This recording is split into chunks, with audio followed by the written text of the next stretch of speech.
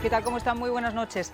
Las audiencias previas al juicio del considerado cerebro del 11 de septiembre, Khalid Shaki Mohammed y otros 4 acusados por haber asesinado a más de 3.000 personas, se reanudaron hoy con la asistencia de familiares de las víctimas en la prisión de Guantánamo, en Cuba.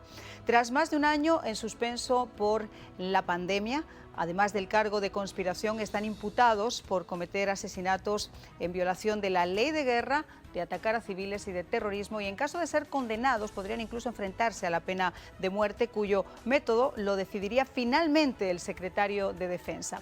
Pero para añadir un poquito más de tensión, la nueva comparecencia coincide con esa caótica retirada de Estados Unidos de Afganistán tras 2 décadas de guerra, y que los talibán, de vuelta al país, han conseguido como su gran victoria. En tan solo días, además, se suma ese simbólico 20º aniversario de los fatídicos atentados que las agencias de inteligencia están volviendo a señalar en rojo ante esa posibilidad de nuevos ataques terroristas. Actualmente solo quedan en la prisión de Guantánamo 39 de los cerca de 800 reclusos que llegó a albergar tras su apertura en el año 2002, ordenada por el entonces presidente George W. Bush en respuesta a los atentados del año 2001. Hay apenas una decena en el proceso de juicio, 5 de ellos como parte de la planificación de los ataques contra Nueva York y Washington, y 2 que han sido ya condenados, y los procesos están siendo o se han visto estancados por ese limbo legal que representan. Cuando se quiso juzgar a los ideólogos del 11 de septiembre en juzgados federales de Nueva York, el revuelo político obligó a dar marcha atrás. Se tantearon entonces algunas posibilidades, diversas cárceles que podrían albergar a los detenidos, pero fue el propio Congreso quien se opuso frontalmente a que tocaran suelo nacional norteamericano. Según su razonamiento, si el juicio se declarara nulo, porque los presos podrían demostrar que fueron sometidos a tortura, podrían llegar a ser puestos en libertad dentro de los Estados Unidos. En el 2006, además, el Tribunal Supremo decidió que el sistema de comisiones militares ideado por la Casa Blanca violaba también las leyes internacionales y que las convenciones de Ginebra debían aplicarse a los detenidos. Hace casi 20 años, una veintena de detenidos por el ejército norteamericano durante los primeros meses de la guerra de Afganistán llegaba a esa base naval a bordo de un avión militar C-141 que había partido de Kandahar el día anterior. Vestidos con monos y con gorras de intenso color naranja, esposados de manos y de pies, fueron desplazados a Camp X-Ray, una cárcel al aire libre que se había utilizado por última vez para detener a los criminales cubanos que habían llegado a la base en el éxodo de los balseros en el año 94. El presidente Bush compareció ante la nación para explicar que eran terroristas asociados a los ataques del 11 de septiembre y que no se les iba a aplicar la protección de las convenciones de Ginebra que amparan a los prisioneros de guerra. Nacía así la cárcel más infausta de la guerra contra el terrorismo en una base naval alquilada por Estados Unidos a Cuba, con soberanía cubana sobre territorio enemigo y control norteamericano. Ya regresamos.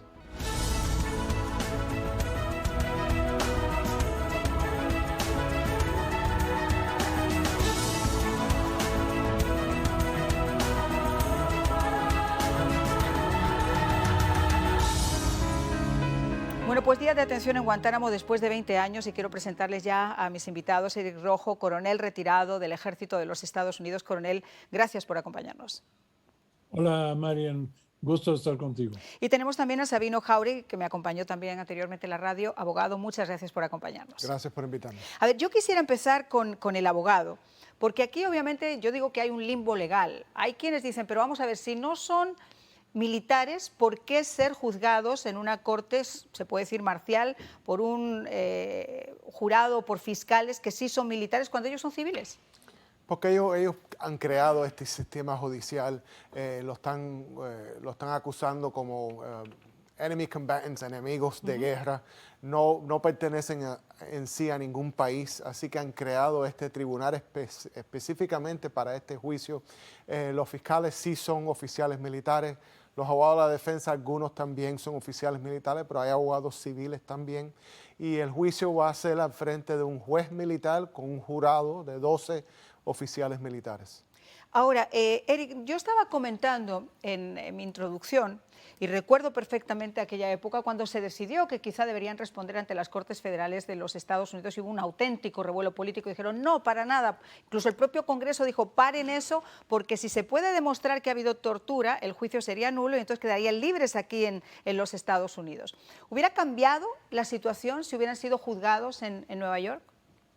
Probablemente. Había muchas cosas en contra de llevarlos a territorio nacional de Estados Unidos, además de los comentarios que hiciste. No hay un precedente, como decimos, no son ciudadanos de un país en particular, pero como somos un país de leyes, daría la oportunidad a que los abogados defensores encontraran otras avenidas de defensa o de mitigación que no necesariamente serían las más correctas, aprovechando la Constitución de Estados Unidos. Esto es como los juicios de Nuremberg. No había precedente, pero los victoriosos decidieron que había que juzgar en crímenes que no existían a los jerarcas nazis y así se hizo. En este caso se está tratando de seguir alguna línea legal para darles un juicio justo, pero tampoco regalarles la oportunidad de la libertad si es que realmente son culpables.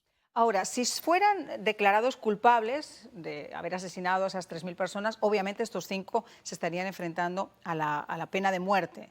Me imagino que ¿cómo se llevaría a cabo esta sentencia?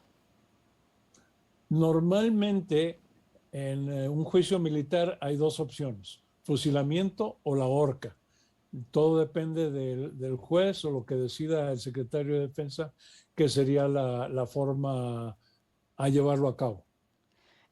Quisiera hablar con el abogado, con Sabino, porque muchos se preguntan, ¿todo detenido tiene derecho a un juicio justo, a pesar de que estos, convengamos, son animales que quizá lo que menos te puedes esperar que después de hacer lo que hicieron, ¿no?, hubiera cierto tipo de contemplaciones? Pero bueno, al final del día la Convención de Ginebra existe. ¿Deberían realmente estar protegidos por la Convención de Ginebra? Sí, yo creo que sí, que definitivamente. Y es más, ellos, aunque cometieron este delito, se alega y pueden ser culpables están siendo acusados de conspiración a homicidio, que quiere decir que ellos ayudaron a los 19 hijackers, lo ayudaron con dinero, con logística, con la planificación. O que fueron cerebros materiales, Correcto. Porque en ese momento no se sabe tampoco cuál fue la implicación. Por ejemplo, en el caso de Shaki sí se sabe porque confesó que él había sido cerebro del atentado. Claro. El problema aquí que tenemos es que la Fiscalía tiene toda la evidencia y están trabajando conjunto con el juez. La defensa no tiene toda la evidencia en el caso y le están dando la evidencia poquito a poco a la defensa. Eso no es lo normal en un juicio penal. En un juicio normal penal, la defensa tiene acceso a toda la evidencia que la Fiscalía va a utilizar en su juicio. Aquí la defensa se han quejado por años, décadas, que no le están dando toda la evidencia al cual ellos deben tener un derecho bajo nuestro sistema de leyes. Así que el argumento es que esto no va a ser un juicio justo. Esto va a ser un juicio que está siendo garantizado para la victoria, para la Fiscalía y para el gobierno. Esa es la crítica que se está poniendo en este juicio. Ahora, el Tribunal Supremo de este país dijo que sí se debería haber contemplado que estuvieran bajo esa protección de la Convención de Ginebra y dijo que además de alguna forma se habían violado esas protecciones internacionales cuando fueron detenidos y llevados a Cuba. ¿Habría alguna forma de que ellos pudieran impugnar la forma en la que, porque también el tribunal 2 años después dijo, ok, esto fue lo primero que dije, pero ahora digo también que se pueden acoger la habeas corpus y decir, esta detención fue incorrecta? ¿Y cuál sería el procedimiento entonces? Bueno, por ejemplo, lo han tenido presos a ellos desde 2002, 2003, sin acusación formal. La acusación formal no vino hasta el 2012. ¿Okay? Durante ese tiempo lo han tenido en cárceles secretas por la CIA. Durante ese tiempo que han estado presos, se alegan, y el gobierno ha admitido que que le han utilizado lo que se llama Enhanced Interrogation Techniques, que cierta gente argumenta que es tortura. Bajo el Geneva Convention tú no puedes torturar a los prisioneros de guerra que tú tienes. Entonces, cualquier evidencia que pueda venir de esa interrogación pero estás utilizando prisioneros de guerra, es que ni siquiera sabemos en calidad de qué. ¿Te entiendes? Ese es el problema. Te entiendo, ¿No son prisioneros de guerra? Pero Pero la Corte Suprema está diciendo que se aplica el Geneva Convention y eso quiere decir que no puede estructurarlo. Son combatientes, enemigos, si no recuerdo mal, eran combatientes, enemigos ilegales. Eso fue exactamente el término que, se les aplicó. Que eso no está contemplado en ningún sitio. Correcto. Pero en un juicio, tú no puedes introducir la evidencia que tú lo has podido obtener por tortura. ¿Ok? Eso no sirve ningún tipo de sistema criminal penal en este país.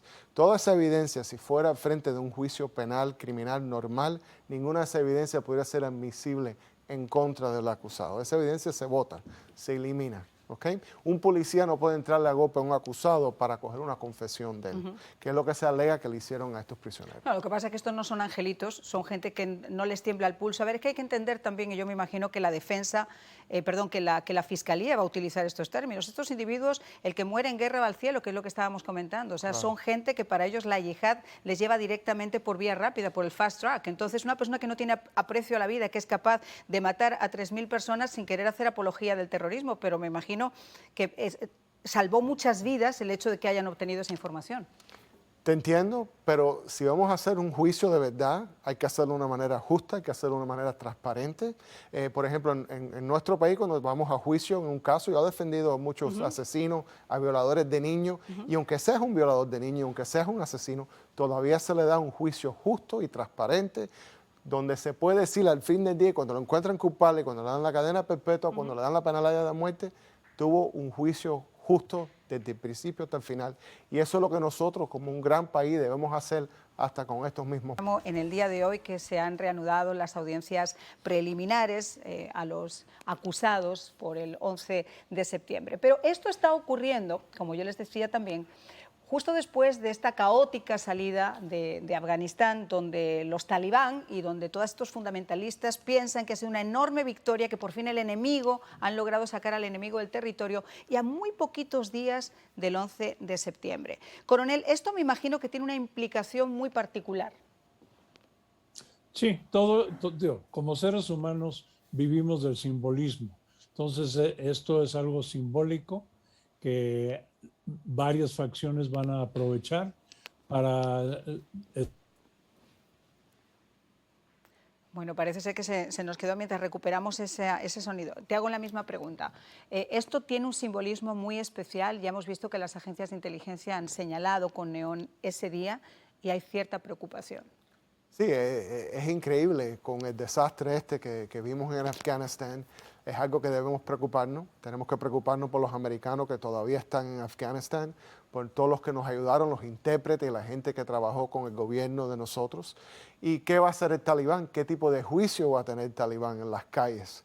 ¿Le van a arrancar las cabezas a todo el mundo? Ya lo hemos visto. O sea, exacto. Y después mataron a una policía delante de sus propios hijos. El fin de semana fue ajusticiada. Sí, a la policía que es más estaba embarazada y la mataron ella frente de sus hijos.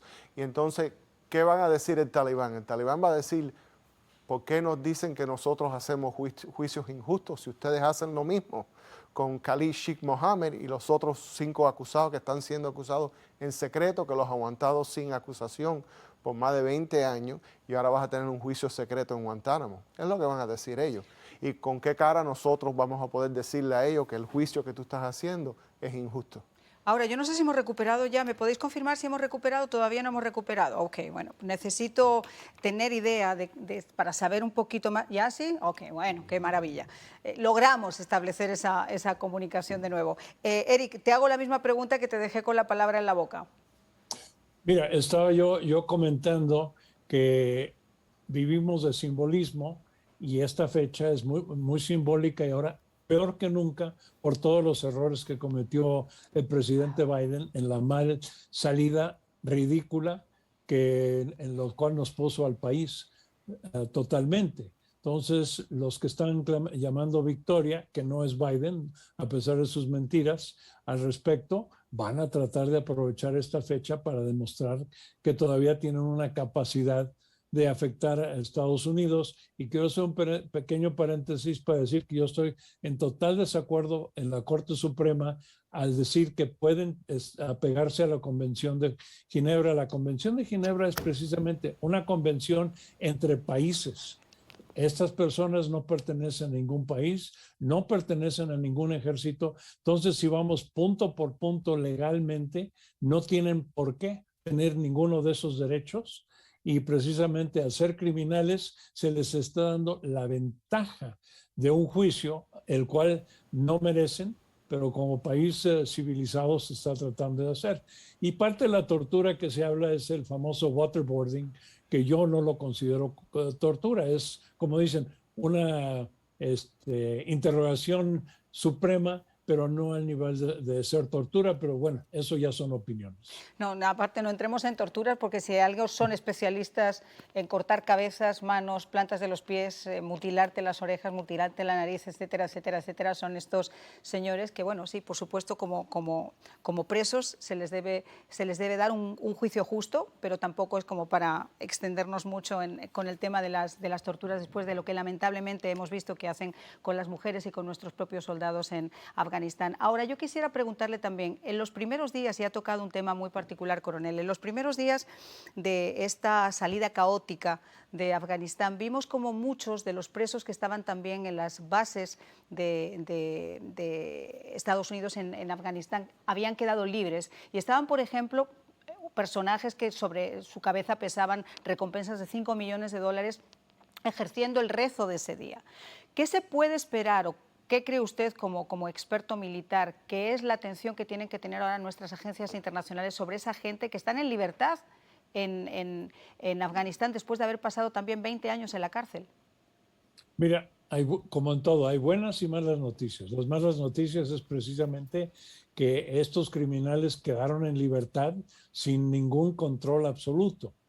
Las buenas noticias es que a pesar de que el Talibán recuperó el poder en Afganistán, tiene grupos que se los oponen, tal como el grupo que asesinó a los soldados americanos que iban en misión de paz en el aeropuerto de Kabul, hirió a muchos, mató a muchos civiles porque consideran que los talibanes no son lo suficientemente dogmáticos en su visión de Islam.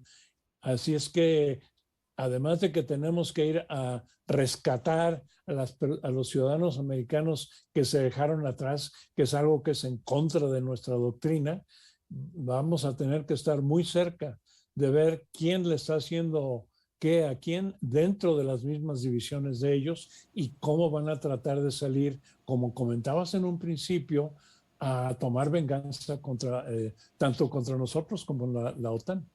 Abogado, hemos visto que en el pasado, por lo menos creo que fue Obama dejó en libertad 167 de estos presos. De los 800 quedan nada más que 39. El año pasado, creo que fue, si no recuerdo mal, o hace 2 años, fue extraditado uno de ellos que también se suponía que iba a ser uno de los cabecillas a Marruecos, al Reino de Marruecos. ¿Cómo se procesan estas extradiciones? Bueno, ellos casi seguros es que no tenían suficiente evidencias para proceder en un juicio y acusarlos formalmente. Por eso es que lo han soltado después de tanto tiempo. De ahí ellos negocian un país donde los pueden mandar a vivir, que es lo que hicieron con estos casos. Aquí el problema con el juicio va a ser, y es la opinión mía, a Osama Bin Laden no le hicieron un juicio. No. A Osama Bin Laden fueron y lo mataron. ¿Okay? Si eso es lo que quiere hacer el gobierno, perfecto, vas y matas al enemigo. Pero no después hagas un juicio de fantasía, de hipocresía, que no es justo. Así que si lo quieren matar, vayan y mátanlo como mataron a Osama Bin Laden. Pero no hagan esta fantasía de juicio. Si van a hacer un juicio de verdad, que lo hagan bien hecho y que lo hagan justo. ¿Los tribunales internacionales pueden tener algún peso en este momento ahora que se están llevando a cabo estas audiencias militares? No, este juicio va a ser en Guantánamo, en este tribunal que fue creado básicamente por el Congreso. Las Cortes Internacionales no van a tener poder en lo absoluto en este juicio. Ahora, yo quisiera preguntarle también, coronel, yo estaba leyendo en el día de hoy que esta base de Guantánamo, Estados Unidos hizo un acuerdo con La Habana en 1903, hizo un contrato de arrendamiento por el cual pagan aproximadamente entre $3.400, $3.500 anuales, se manda un cheque a La Habana y La Habana nunca lo ha cobrado. Es curioso que este juicio, como estábamos diciendo, Bush sacó muy bien la ecuación, porque lo está haciendo en un suelo soberano de Cuba, de un país enemigo, donde él tiene el control, las tropas norteamericanas tienen el control. Mira, eso ya nos metemos en la política divisionaria entre el régimen comunista de Cuba y el hecho de que Estados Unidos no está dispuesto a aceptar. Estados Unidos tenía un contrato por 100 años renovable. Ahorita no hay una negociación, ni tengo entendido que a pesar de que hay una presencia diplomática en La Habana, no es un tema que se vaya a llevar a cabo y probablemente no se lleve hasta que el régimen en Cuba caiga y haya una democracia Pero, coronel, nueva. la pregunta es la siguiente, y me voy con eso a la pausa. Si tenían miedo de que se pudiera declarar nulo un juicio en Estados Unidos, en Nueva York, en el caso de haberse celebrado, si se demostrara que ha habido torturas, ¿no puede pasar lo mismo en Guantánamo? No necesariamente. Y aparte, si por algún motivo Guantánamo ya no estuviera, se pueden llevar a otras bases militares que no estén en Estados Unidos. ¿Abogado? ¿Está de acuerdo? Sí, estoy de acuerdo. Y aunque lo encuentren, vamos a decir que el caso hubiera ido para juicio en Nueva York y lo hubieran encontrado no culpable, vamos a decir un jurado, de milagro lo encuentran inocente. Ellos simplemente lo hubieran agarrado, nunca hubieran salido de custodia, lo hubieran agarrado y lo hubieran deportado a otro país, es lo que hubiera pasado. Nunca hubieran estado caminando por... Un minuto que me queda se lo quiero dar a mis invitados, Sabino.